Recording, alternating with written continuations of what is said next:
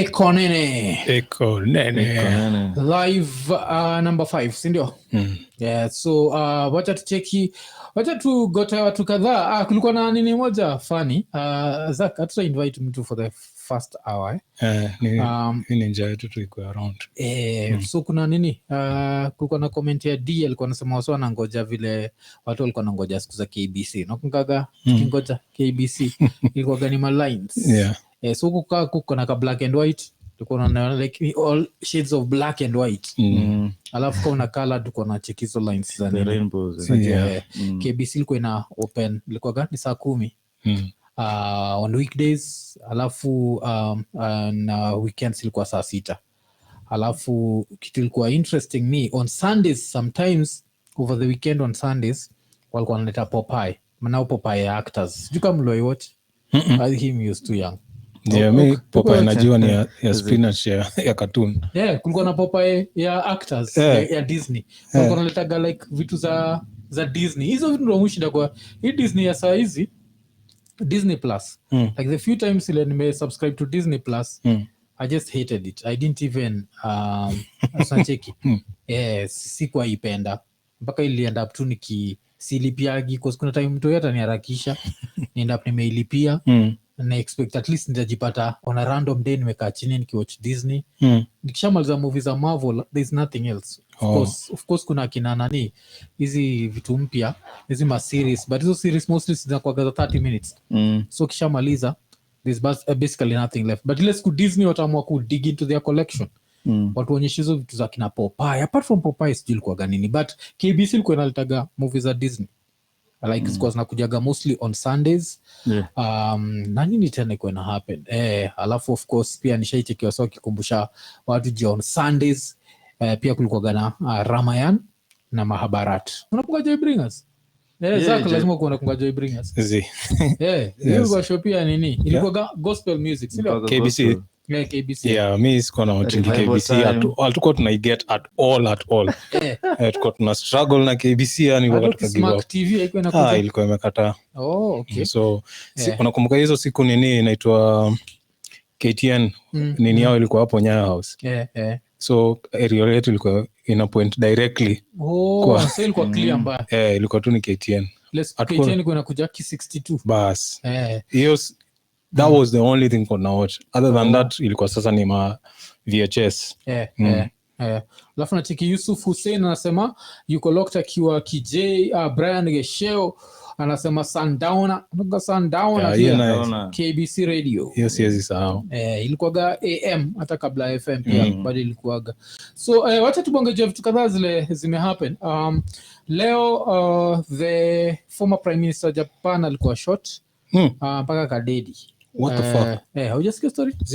Abe amekuwa shot leo. Alikuwa kwa rally, alikuwa na campaign ya like a different candidate. Kifala kikamtu na shotgun kikamshoot kutoka nyuma. Alafu kikagrabi watu haraka. Tunacheki. So so what Abe former nini yuko dead. Dude, shout your footage. Nilicheki tu kwa headlines tu. Cause me leo nimeamka but not the footage. Nimeamka mapema kiasi leo alafu nikarudi kudoze. So vile niliamka huwa na zile ujinga za nikiamka lazima ni check news. So news zangu like ilikuwa hapo like short. Hiyo time ndio alikuwa ametoka kushutiwa. Alafu now he died like a few hours later. So former prime minister Japan amekuwa shot. Damn. Tukitoka hapo tunaenda kwa ule kuna dem fulani tubongaji wake kwa podcast. Nakumbuka ule dem wa Fox News na so bado ana insist according to yeye pregnant women in Kenya are not allowed to walk in public. Hawako allowed to vote. Some bullshit like that. So after hata mtu kumtag na kumwambia pregnant women vote fast. Unajua kila lidu yeye mwenyewe alishare link ya some random website. Hiyo random website inajua more about Kenya than Kenyans. Some you dumb motherfuckers, can't you see this random website is saying that I'm voting. Fuck the fact that you're there. I know more than you. Shit. It's Fox. So kuna hiyo. Alafu acha tubonge kidogo juu ya rap. So tukibonga juu ya rap in Kenya, there's one group lazima imensioniwe ni Kala Mashaka. So sijui umecheka bila make headlines leo. So Kalamashaka kuna kwa gana msebeste yao fulani anaitwa Ken Ring. So Ken Ring ali produce ile solo album ya Vigeti. Album tulisikiza sana na hii era inaitwa Ian. So walikosana na Vigeti. After kosana na Vigeti, cause yende na run page ya Vigeti ya Facebook, akaenda akaandika Johnny Vigeti is dead. What? Yeah, this dude actually went and wrote Johnny Vigeti is dead. Alafu unajua Kenya vile sufrayaga kifo. Unajua hivyo? Tuko obsessed na kifo. Tuko rest in peace. You are the best of the best. I wish I met you yesterday. Tunataka kuanga tu part of you when you're dead. Yes, look up I wish I met you yesterday. Then he's alive. Oh shit, fuck. Mbona watu ukimbilia yako? Ninjo bambika sana. Alafu this dude is asked like, how can you say that someone is dead? Then he tries to justify it by he's dead to me. Fuck you. Actually, if he's dead to you, right? Johnny Vigeti is dead to me. Don't say he's dead. You see, like, don't shit your death. Like, especially in 2022, like this is the last year that people need to talk about death in that way. Because hata hii wiki kuna actor moja mkali sana hapa Kenya aitwa Maino Luenya, sio? Ali collapse tu hivyo, akapelekwa hosi and he's gone. This is the same year tumebonga juu ya anaitwa Grandmaster Masese. Don't do that shit, man. Don't start bringing that death shit around here. So hiyo ninja. So mnachukuaje hii story? Like ukikosana na mtu unaenda useme amededi. Like in what world is this justifiable? Unajua na sasa hiyo msee yuko Kenya. Johnny nani? Ken Ring. I don't know. I think yuko Kenya or some shit. So he's not happy that Vigeti is not kissing his ass as much as he needs to. Because they're working on the new album. Na hiyo new album of course unajua vile you get my top guns. So alikuwa get akina Dwayne Stevenson some reggae shit like kuna nini, but there's something that he did haikufurahisha Vigeti. Alafu now Vigeti akamwambia ile place inaitwa Kajitombe aende huko. So as soon as he was told that, he was like you're dead to me and posted like a bitch, because fuck that, and with a bitch I don't mean a woman, I mean a bitch, a female dog. Like fuck the you. Fuck. So imeleta a whole debate, and then of course wakaanza kujibishana at some point na Baba Jambi ni kama so sasa nafikiria ni Vigeti anajibishana na Kama but ni Ken Ring anajibishana na Vigeti. Ni Ken Ring anajibishana na Kama. So vile Kama was on some revolutionary shit. So that dude decided to hit him. Ati black power, but you're causing up to a white woman in Philadelphia. but I actually don't think demo nani waga white. I think Ken Ring. Demo Kama kwa white. Na kwa dem black. But it's just like unajua gloves off, let's go at each other. So that's some stupid shit. RIP miss kwa nimejua. Ile kimekuwa kinini leo asubuhi. So of course there are Kenyans who are disappointed because there are Kenyans who really love that shit. So that kisha daddy they claim the way you are the best. Like if I had like 100 shillings for every asshole who's written that Nitwa Kantai was the best, I'd be rich by now. Like, that dude was alive. No one said shit. As soon as he's dead now uko hapo natuambia sasa nakwambia kwenda huko mtago wewe. Like don't do that shit. Shit, yeah. Shout out to Johnny. Post ya nani Ken Ring. I think imefufua Vigeti more than killing him. Because saying there are some young kids who are like, who's Vigeti? Where is it trending? But I hope it's not a publicity stunt, because those two dudes are actually going at each other. So I don't know. So tukimove from hapo, so tubongejwa this asshole who kidnapped himself. Mlisikia Kimtoi. He was like 23 years old. And this kid decides to kidnap himself, and I think the ransom iko nataka ni 100,000 ndio kuwe released. So first of all I think familia yake ilituma 10,000. Avile familia yake ilituma 10,000 akatuma ile sasa tunaua the family katuma another 40,000. When this dude was given 40k, he went to a club, and then when he was drinking akakewa mchele. So went back to zero. Alafu sasa the next day ikatuma tena. And of course maparo akakuwa like lazima saa mtoto wetu aokolewe. Because kidnappers, there's this period of time where the kidnappers said nothing. Unajua now they're worried like kuna vile umsenza kwa medidisho. So now when the police were involved, si kaka 40k kingine katumwa.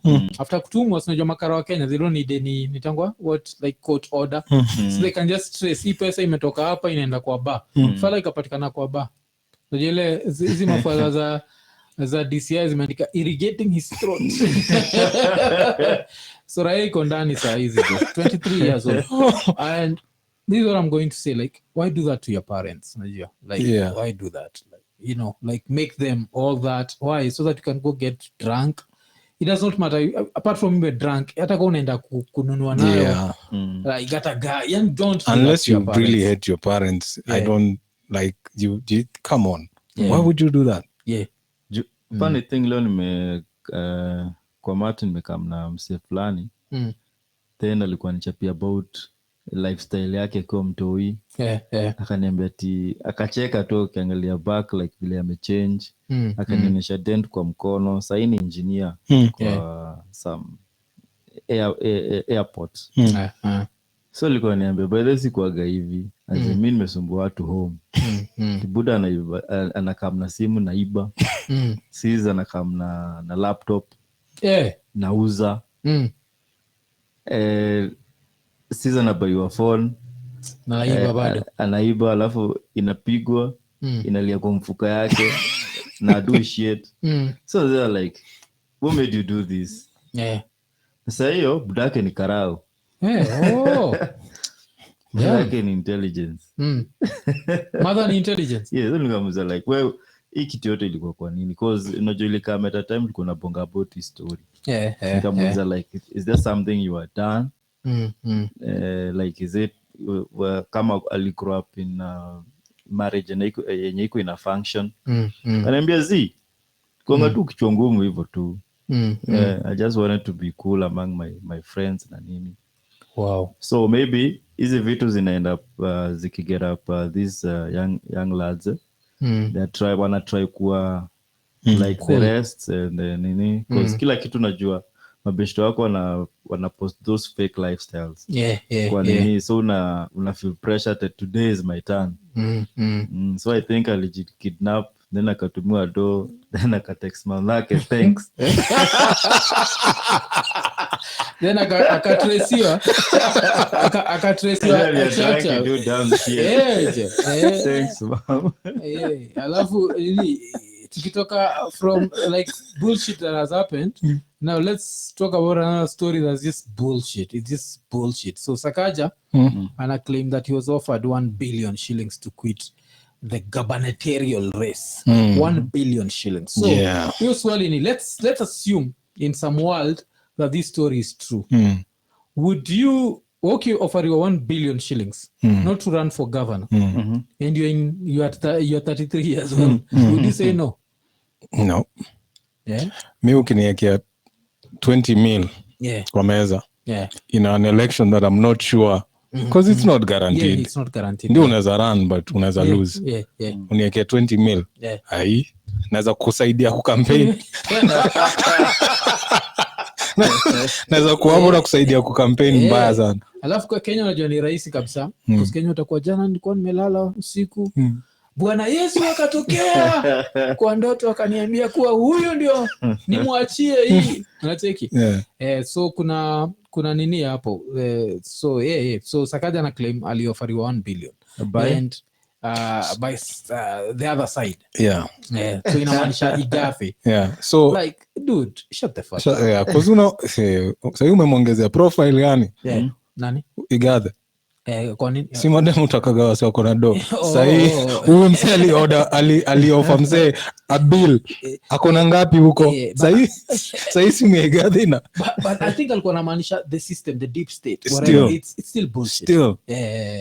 Alafu kuna mse anaitwa Rochirini anasema you guys lack knowledge. Amjui benefits zinakam na hiyo office ya governor. Not a billion shillings. Not a billion my nigga. Unless you're corrupt.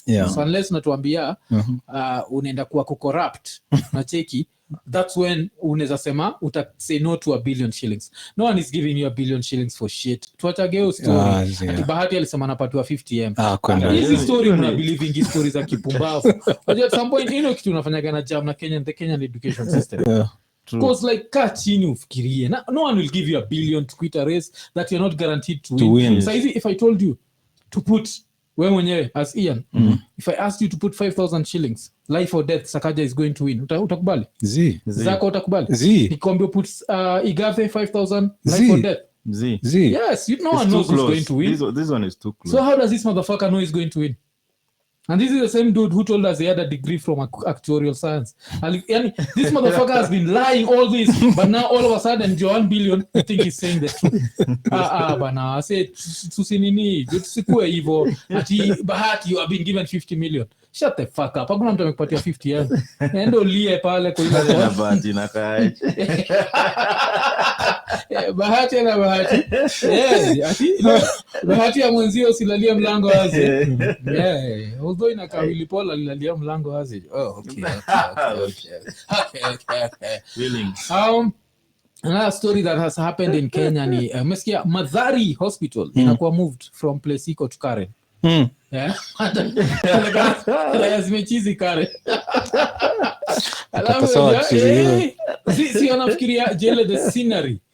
Unaweza kuwa uko on some bullshit alafu ile hewa kume hata hujakuwa umechizi ni ile kunusa mavi ile umenusa mavi ya Huruma Madhare ukafikiri umechizi ile chizi wataka kuimove hiyo side nyingine alafu kitu interesting na hii story ni ati vile na move to east side so far in a stance on 35.4 hectares and then sasa wani move to 81.4 so mpaka nashinda kwani tumechiziwa sengi aje mpaka ikabidi iongeze kama si wana predict economy inaenda kutudinya mpaka itabidi tuchizi na nini ma residents wa huko hivyo wanasemaje tunangoja akina Supreme Court niko sure they are going to lose the shit kaya ni sisi wale hatujachizi watu tunakaa tunanuka jasho hatuwezi ku allowed hizo area kikosa vile nani jam na sisi ufalo jam na sisi sana both Supreme Court na nani na akamsay aka socialite Donald Kipkorir waga amekatsika na sisi kuna kwa mpaka na hizi stalls hizi like viosk hizo rayo tweet like what are these doing in Karen unajua like as you understand like these poor motherfuckers now it's not just poor it's crazy poor motherfuckers alafu usisahau a crazy poor motherfucker can end up going to shit on Lonia Supreme Court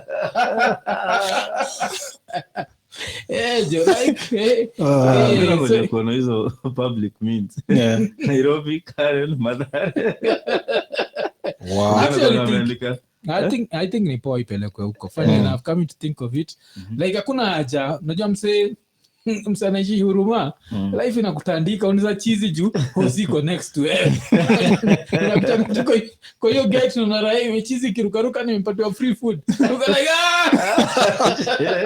alafu unajua shida ya the human brain ni unajua sisi vile tuko saizi totally sane ukichukua like one of us umpeleke Madhare for one full week and the only contact is Rais mechizi. Unajua ta cheese. In 1 week time utakuwa hapo tu na jikuna rasa uko like the human brain waga ni special.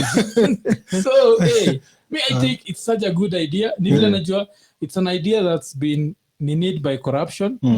Because corruption who sits down and thinks unajua hii Madhare tuipeleka kwa mimi ningepeleka Isiolo ama Garissa unajua baadaye unapeleka Garissa hata kwa uko mechizi unarudi poa aje uko like azizi ime nini so Madhare ina move watu current damn so that's something to look forward to. Of course mental health is a very whatever issue so but itakuwa very interesting kuona what Supreme Court na DBK wanafikiria because mimi niko sure you kwanza Karen you know all these other places as much as wao organize hizo ordinances vile nyumba zinafaa kujengwa au shukishikana vitu kadhaa au organize hizo communities zao gated nini hawakuangi as vocal as the motherfuckers in Karen Jesus hustle waga vocal ndio but I think I hope after this they won't decide to go mad Story story. Cause wanaambiwa usina come soon. Alafu ndio saizi unazaenda tu yuko hiyo area. Unajua pia wengi wendaga Karen ni nini wa UDA, ma supporters. Waenda tu na wheelbarrow kwa gate ya Supreme. UDA. Akizusha akikufukuza kwa sababu yeye sema gani life member wa UDA. Akizusha nao you just take a shit. See after all umechizi. You're like nini but hizo raya mbili zinaenda ku lose it. Alafu na kuonyesha like how poor people wakipata ile maskini akipata matako uliambwata. Atiki like you'll never find the rich motherfuckers who were born and bred in Karen complaining about vitu kama stalls and lakini zima motherfuckers zilitoka sijui Baringo ila nyingine kutoka Garissa hizo waga zimekatika na poor people yani hastakagi story yetu unajua hata na bring to ile story kwa tunabonga vile wasi wengi walizusha juu ya Caroline Mtoko. It was the same thing. Ni classism. Kuna mtu alituliza what is classism? Classism ni hiyo like you feel like the rich are above poor people. Unacheki. And una feel kama hata life ya the rich is worth more than life ya poor person. Unacheki. Na musu maka like the easiest way kujua life ya the rich and the poor person is the same. Put a rich motherfucker here and a poor motherfucker right next to them. Alafu put a wild animal hapo. The wild animal will go, it does not give a fuck about the money you have. It's going to just see meat and take it. So when it comes to life worth, like these two are worth something. So I think that the reason not only jam na Mtoko because wanajuaga like naturally ni she's a classist na anadharau watu. Because you can be rich na usidharau watu. Utiki hiyo shit. Like hiyo ndio kitu pia Supreme Court na DBK. Utapata Supreme Court ameenda interview. Mchekile time alienda interview ya ya anaitwa nani? JKL. Jeff going live. Alafu alikuwa anambia say like this suit I'm wearing is worth $1 million.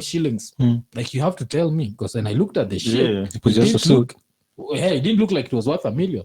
I check it like right now I can get some 5,000 looking shit that looks like the same. I check it, you know kitu mmoja say shida do waga hiyo like when you spend money on bullshit you have to explain to people. Bullshit. Like hakuna mtu aliyemuuliza vile lile Bentley yake like hii Bentley ni pesa ngapi? Kwa unajua bei ya Bentley. Alafu unajua ninja iko imetint Bentley yake. You feel nini joyo like if you have such a car would you tint it?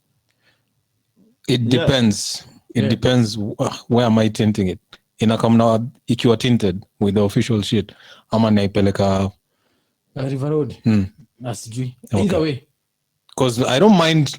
Okay, zile tint mi spendangi ni zile dark kabisa. So like the regular tints, zile officials zinakuja kana because when you're buying the car if it's from showroom, unaweza decide ikuwe na hizo window. But kama unaniambia nikuwe na Bentley alafu nikamkuitint River Road, hapo inaweza kuwa ngumu kiasi. But still I would want it to be slightly see it ile dark kabisa.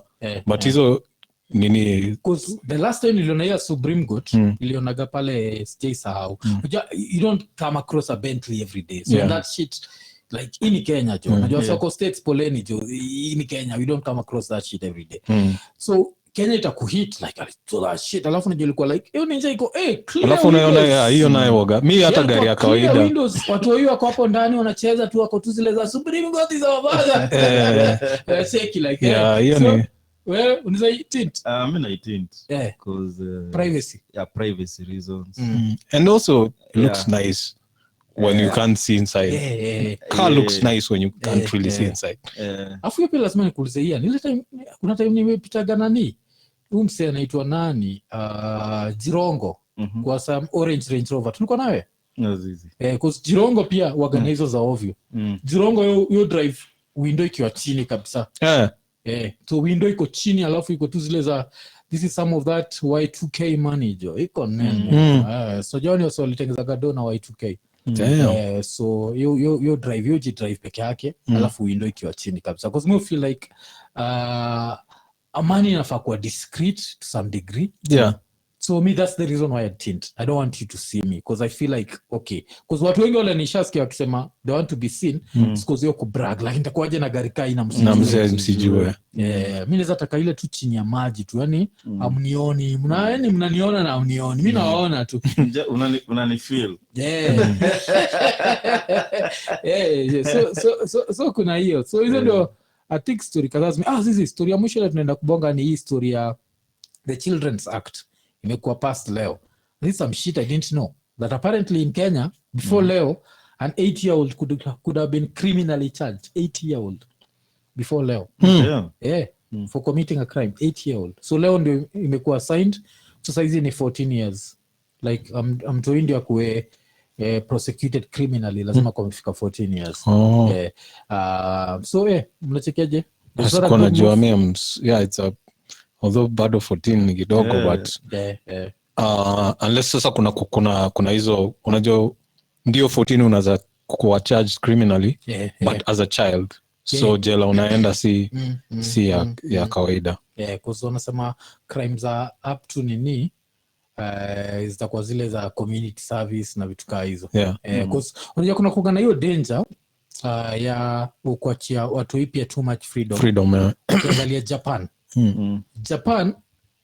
at some point, I don't know if that changed, but at some point ilikuwaga hawezi kuwa criminally charged up to 18. So unapataga like there was a lot of crime baseball bats na watu yata wako 17 years old because they knew wanaenda kupelekwa watu juvenile like for wasa wanatandikwa na baseball bat hapo Japan cho iko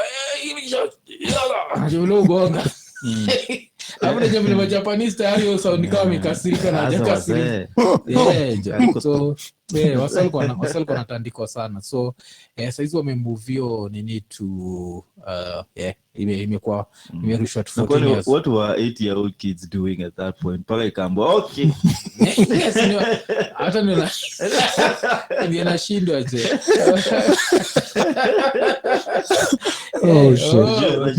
8 years na nini? Mimi walikuwa na nini? Walikuwa naenda wanaiva hizi mango za walami. So angalia 8-year-old kids na nini? Cause hiyo inamaanisha everything that was there before ni colonial. It's a British ndio. Kuna vitu chache sana sisi tumetengeza si wenyewe. Rules tumeka up nazo. Hata like some other bullshit ile nimesikia sisi. The age of consent was 16 huko hivi. Ni 16. I think it was 15. 15, 16. I think like kuna time I'll try to push to 18 ikamit opposition. I would love to. You see, that's the thing we don't have in parliament where like when people oppose vote on a bill, we should know who said yes and who said no. Because I would love to know the guy who shot it down. But it's the same shit nilisema like Kenya waswaki amua kukuvotia, they don't give a fuck. Angalia nikisema hata kuna theater vidole kwa rasa, people will justify it. Like that's the level of bullshit in this country. Like tukishamua kitu politically we go with it, najua so tukitoka hapo ni vile tulisema like this first hour ni tuko hapa internally nyinyi mkiwa hapo nje lakini tunawa ask to join but before that nataka sasa tubongeje the topic of the day. The topic of the day ni money and hii ni nje nitoa hii nimenichekesha na stories zingine funny sana za do huko juu lakini before hapo wacha tu remind wase joka super chat kamoja joka kutugishia nini kanaweza tufurahisha jo alafu pia another like polite appeal to people out there. Umekuwa for very long time ulikuwa mna support like the other shows zile si live paka maybe we took it for granted but shit man, it's no one is supporting the other shows man. So to appreciate sana mke support the other shows but mtu yote akitingishia nini itakuwa poa. So let's talk about money. Leo nataka tubongejea everything about money from the most important thing which is money management because I think before anything money management is the most important. Then now apart from money management we'll talk about the hustle like how much should you hustle for it, when is it going too far, if you got a government job would you be innocent, would you end up doing the bullshit. But before that because the main issue in money management wacha tuponge juu a few stories. Mi nishaipatanaga story kwa podcast juu like one of my uncles wale alikuwa na working international casino and they used to steal a lot and this dude would show up like with like 50,000 shillings. He'd make like 50k. He'd work like 6 days a week and on average he was making 50k. This is in 1997.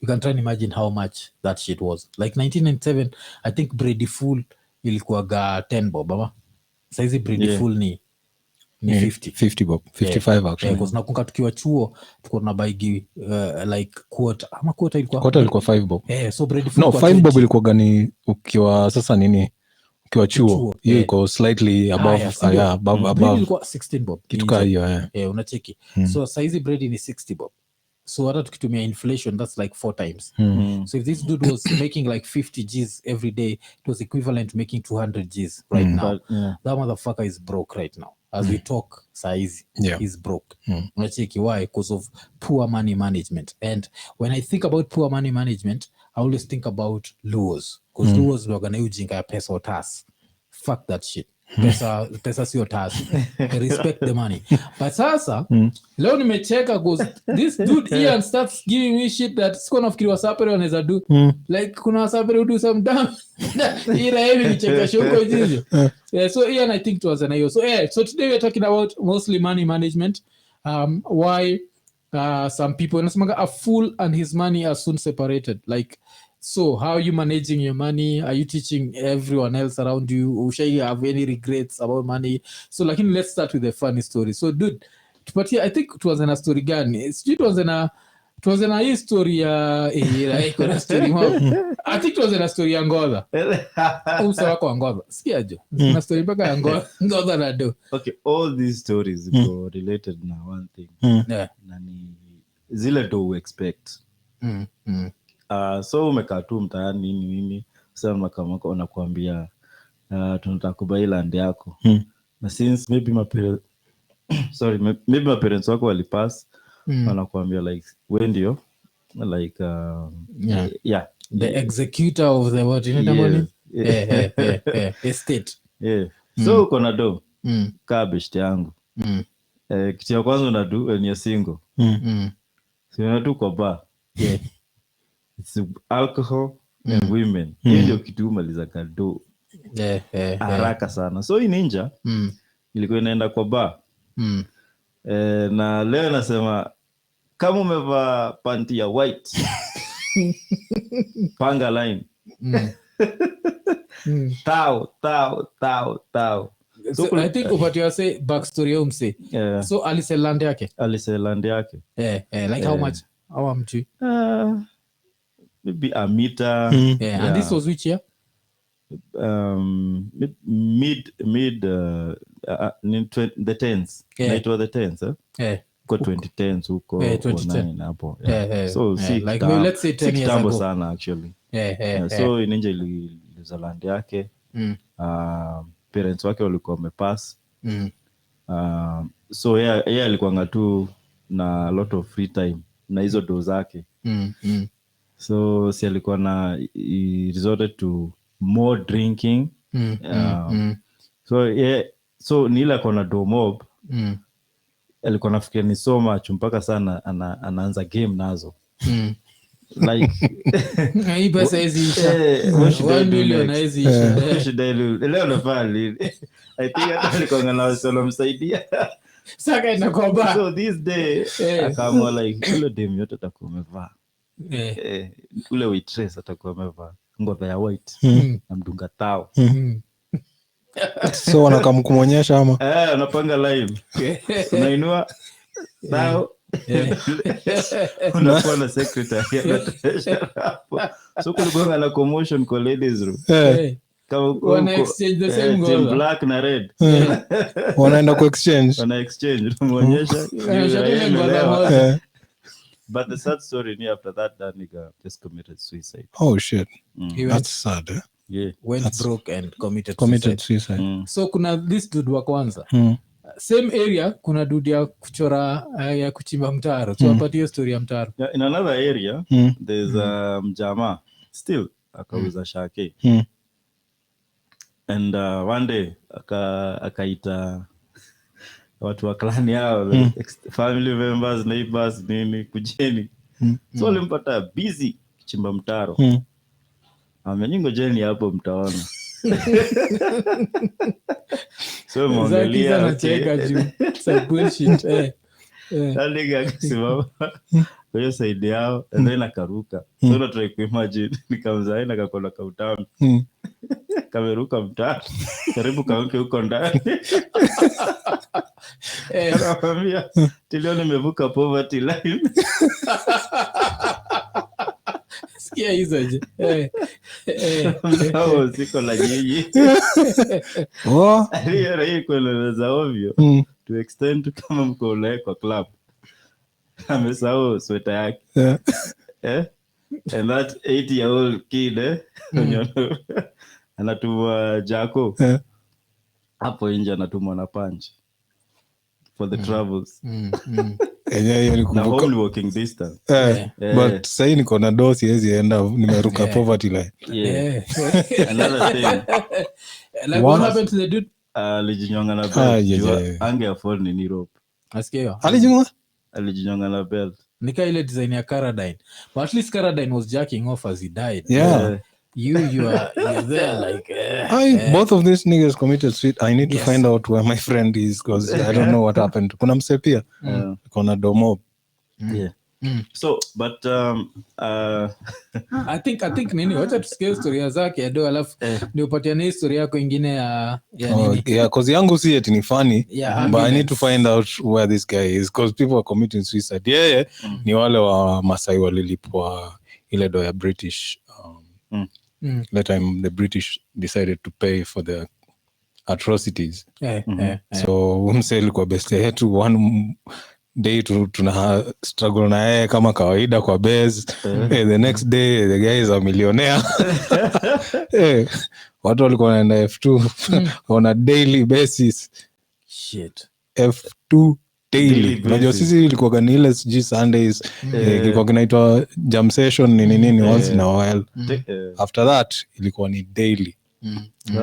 Daily. Na unakumbuka kuna time F2 ilikuwa paka na nini mbili. Ilikuwa na iko segregated kiasi, kuna mali ya raia za kawaida alafu kwa kuna mlango ingine sasa the other people na huko kwa the other people ndio walikuwa wanaenda. Funny enough I never got to enjoy that money. Was miss kwa mse kwenda out sana. But I don't know where this guy is because he was money. Alikuwa Mkenya Masai. Okay. Sasa sio kuna Masai wa TZ so that's why. Mkenya. Ni hapo tu mamlaka. Ni mse tulikuwa naye mamlaka. Damn. Alipatwa donga mata uchi. Sijui ni ngapi but it was like it was in millions. As in hiyo mpaka yani the crew was shocked. Nitauliza Githinji anajua. Okay. Anajua more about him. Alafu sasa umsa alipatia pia story fulani ya kamse kalikuwa kanaita ambulance. Okay. Story ambulance. Nothing all these related na land. Cause go to zoom fast. Na nitozi kupatana where hujajipanga. Hii ni kitu I think tulimention hapa. Unaona nikiambia waseji ule mse kuna fano iko nini anaitwa Kim. Anaishi Masai za Kiambu. Wasema vile fiber imeanza kupitia karibu na land yao. Alafu nika mention pia land yenyu. So si land ilikuwa prime like 30 years ago. But right now it's prime as fuck. Sindio? Like how much development has happened around it. So neza endelea na hiyo story yako. Before endelee, sinaweza muuliza tu swali kiasi. When are you planning to sell yours? The only thing tutakwambia tu ni usicommit suicide. Lakini come hang around. Ulivlage. Ile time mtaona tu niko pale hivyo kwa nini. Nimejoin live. In some unfamiliar backgrounds.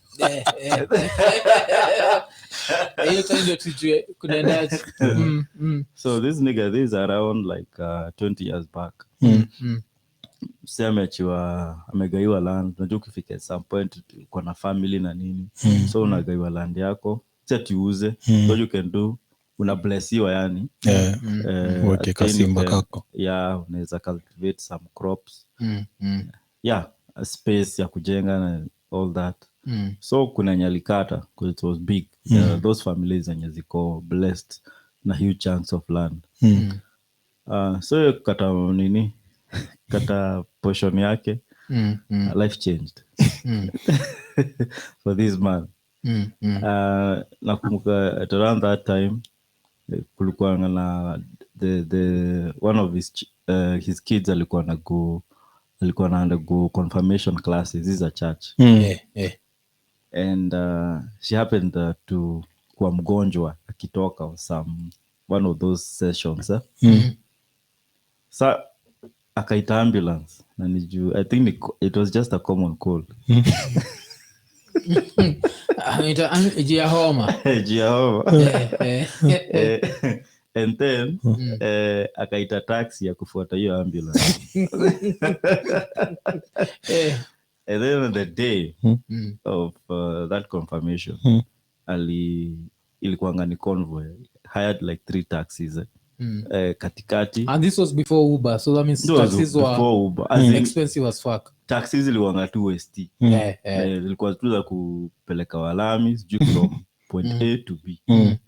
So mnaona convoy, as in hata gari 3 kufuatana. You bring the whole village to a standstill. Ilikuwa inakakaa vasha. So nani mtu yako katikati, and then kuna hizo zingine escort, moja mbele nyingine nyuma. I think alikuwa tu moi vile anafanya. Nikipata do I'll do this. So after that kulikuwa na party for that event. Kumechinjwa nini. So event ikaisha. So the following day kuna ukamigi postmortem. Wale wa kijiji walikuwa nasikia tu vile kuna happen, leftovers. So hiyo time jokuanga na si kila mtu alikuanga na phone. Some of the relatives walikuwa wameshika, the event ni on a Sunday. So walikam Sunday. So waliona tu pale kwa gate. Nini gaika stand. Kila mtu kama jana. Everything kama jana. Everything. So like rewind. Press rewind. Ulikuwa unafanya nini? As in you are being paid to do the same thing you are doing. I also feel like as in they've been left out. Oh my God. And then saizi unasema mse poverty. Unajua sasa yeye alikuwa anaweka nini? Pesa chini ya mattress. So si akichuna pia wife anachuna. Possibilities pia watu pia alikuwa anachuna na nini. Now bado kuna wife. They're still together. But they're now broke than ever. Damn. Unacheki. So that's one of the reasons why tumesema wacha tubonge juu ya do, because do inakuwaga interesting because hakuna shule yote itakufundisha that earning it is easy, keeping it is harder. Jua like kui-earn ni rahisi sana, especially juu ya ego. Na hii kwanza saizi I guess kwanza kwa time ya Instagram it's even worse. It's like imagine watu walikuwa nachoma before Instagram. Wewe sasa juu ya Instagram unajua hakuna vile ati utakuwa na 1 million uko na drink kibao vodka na unataka ku drink kibao vodka, utataka kuonyesha wase umegraduate to like finer things. Alafu sasa shida ni if you have 1 million shillings na drink una drink ni ya 40k. You just need 25 drinks and you're fucked. Let's take you know like zile calculations wachapagi. Wachapagi kwa kichwa yao. Alafu pia nakukumbusha na kwa ile story na nilitupatia ile story anaitwa umse DNA. Ile DNA pia alikuwa anasema alikuwa anachafua after apate contract yake ya Kibaki. Alikuwa anachafua kabisa. So he had like $25,000 in his bank account.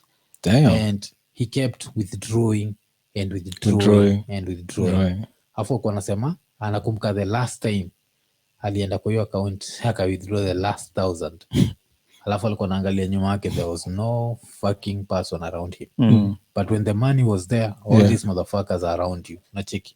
Like as soon as hiyo do imeisha, hakuna mtu yote yuko around wewe. So hizi ni vitu zile lazima watu understand, like money management ni very very important. Because hata saizi vile tunabonga unaweza pata kuna msee mmoja wale Iko Nini ulataka maangukie do, because shida waga do ya kuangukia do itawakia extremely hard. Kuipoteza waga rahisi sana, because try kuimpress nayo watu ama kuonyesha kuna kadem kali kudump so nda kuonyesha like I'm the shit so naitisha unapeleka best yake out unawabaia expensive drinks hata ataenda kumwambia yani like if you live your life trying to impress other people like you're fucked. It's like one of those things like our egos and our bullshit all those are important but it's a very costly nini so that's what tunabonga juu yake leo ni money and things that we've tried to do because of money because nilipatiaga say ile story ya tukiwa kampo kuna best yangu naitwa Norbert and that clip went viral kwa TikTok na ilitusaidiaga sana hiyo clip ile nilikuwa napatia say vile best yangu ashanichocha so kulikuwa kana kamse fulani huyo mse sikumbukagi jina yake but ilikuwa some Luya dude that dude was always drunk like 24/7 he was drunk because he used to work at Chiromo Mochari achiki so Chiromo Mochari 24/7 drunk and he looked like he had money but he was 24 so tushamuuliza siku moja like buda kwani hii do utoa wapi akatuambia hii do mimi na kigiapa Chiromo Mochari na tunalipwa tunalipwa 900 shillings per day this was kitambo like so tukacalculate kona this is 27,000 shillings plus inflation everything neza kuambia that was like right now would be like 100 G's sindio because like fuck iko nene tupatane tuende mochari so tukasikizana we'll go on this specific night so best yangu anaitwa Norbert yeye alikuwa na I think hiyo time alikuwa na katia dem fulani kwa Chiromo campus yenyewe so hiyo kitu limpata Chiromo alafu so akanidungia cause kwa hiyo time mobile phones imeanza kukama akanidungia kama mwafu ni aje tunapatana hii place ngambia iko nene tunapatana yeye akaishia jiko Chiromo campus akaenda tu straight akaingia Chiromo Mochari mimi natoka hall 10 so nimetoka hall 10 nikafika so je zile kuna kile kitana kipitch kuna pitch kuna whatever nikafika kile kitana pale kitchen one nikaanza kufeel like these are dead people talking to me nikarudi best yangu ashaingia kwa motor anasema first of all after ingie now you're seeing all these dead people and they look like humans unajua it's one thing to whatever see one dead person it's wacha anze kustressika alafu iraya ili make sure imemuingiza level yuko ndani amepita so many dead bodies that if you fear kurudi hivi hawezi alafu si ati lights zinakishwa full time lights pia lazima zizimwe cause si ati gava iko na do ya kulipa so ninja ilibaki imestick kwa ndani so the only thing inadu ni inafuata hii dude everywhere inafuata so hata kuna nini alafu on that same night like there were twins who were involved in an accident like two girl twins and when they came like kuna moja macho ilikuwa inashinda ikianguka and this dude is used to dead bodies so he does not give a fuck plus he's drunk stinks like shit so macho moja ishaanguka ikaenda ila inamwambia ende chukua macho pale mseiko like fuck that misi ende hiyo macho kando hiyo mkono msa anasema hiyo siku ilikuwa refu yani ilikuwa alika hapo for like 6 hours and that 6 hours felt like 1 week unacheki the next day raiko inamdigi unakuja job keep the 900 bob ya jana just taki so like that's one of the things I thought I could do because of money and I was not able to do it then of course the other experience I had especially now when it comes to a mortuary ilikuwa after nani ya dead Angel kwa vile Angel alidedi tukaishia City Mortuary ulienda kana sisi so ukiwa inja City Mortuary like hivi ukiingia past ile gate unajua wengi waangaliaga City Mortuary wakienda pale unajua hapo community whatever community Kenyatta kitaremka hivi ingia hapo ndani past ile gate it stinks yani kuna fala fulani alikuwa nafaa maybe kubai doe ile shit su sema so wanafaa kubai kitu ya so akabai ya 80 the place nanuka kama 80 so nakumbuka the only way to identify them because alikuwa aliban kwa ile nini ya Nakumatt tulimo identify na nguo na check so kulikuwa na hiyo shit jo ile so those are things that people do for money alafu pia kuna ile moja ile tulimention ile tuko tunasema vile kitambo ungepatikana with an explained wealth, watu wanauza kunauza matago wapi? So there are even dudes who sold us out there. So tell us, like, what have you done for money? The wildest shit try could do Jedo. Ian, I think you thought you could do it, but then when you was trying to do it, you couldn't do it because me and you are mochari. That was like the wildest. Me, mine was not wild. It's just that looking at it now, hiyo story yako ya money management ingekuwa imeniingia hizo siku, maybe ningekuwa somewhere because nobody told me hii kitu haifai kukuja all at once. Profit hasifai kuja zikiwa kubwa hivyo. Nilianzaga chuo primo between I think class 5 between 5 na 6 TZ. Niko ule mseuza mandazi chuo at break time na nini na kibucket. So nilianzaga kwanza grandmother na kumkaendo alinichocha kwa sababu nilimshona hata kufanya hii shit. Akanichocha kanisho unaweza fanya. So yeye ndio aliniamsha. I remember that first day. So unajua vile mtu utengeneza mandazi. Zile puff hizo Nigerians huita puff. These are round waga soft. So unatengeneza hiyo unga usiku, unaiacha overnight, asubuhi ndio unaenda kutengeneza hizo mandazi. So kuzitengeneza asubuhi, you know you have to go to school. So you have to wake up early. So hiyo I think niliamka around 4. Hiyo ni grandmother aliniamsha. Unajua as a kid unaamka uko groggy, you don't want to do this shit, but finally you get to it. Anakusaidia kiasi, mnatengeneza tu mandazi. Kazipeleka chuo, ni kazi ndonyo. Zilisha zote, but I didn't make as much money as I thought I would make. Ilikuja tu enough ya kubuy hiyo unga tena na mafuta ya kutengeneza for the next day. So I did that for like a week. Mimi nikapiga hiyo hesabu nikaona si worth it. But I think if I continued, ningeendelea kuongeza maybe stock zingekuwa more. I get because they became popular. But then nika stop. So alafu Ian, any wild thing shaidu Jedo? It was trying to peddle weed at the wrong time. As in your time ilikuanga hiyo base ya Ngara. Kuna ile ilikuwa inaitwa Makarios. I actually thought that there is a lot of money to be made from this shit. So tuko mimi na besti yangu tumeishi hapo. Nenda kumugani kamadha. Anafunga this geometrical set. Hiyo case. Akafungua. Anakafungua alafu kamejaa. But sasa ukiingia tu kwa kagate. Hiyo slum ina extend. Then mnaenda like sijui keje huko mwisho kabisa. Lakini zile sura mnapita before you get to that. Na understand hiyo trip ya umse pale Stimocha. Juu kuna madogi zingine hapo. Then all eyes on you na nini. Hiyo time mmadha kufungua tu hivi hiyo set. Makarao kaanza hiyo raid. Shit. So tuli have kujificha huko ndani. Na huu mother. Na wanwase ni hizo wanakamna hizo ma German na nini. Hata hatukubai. Haukuchukua stock. Hiyo dream ilishi hapa. Wanted to be a drug dealer.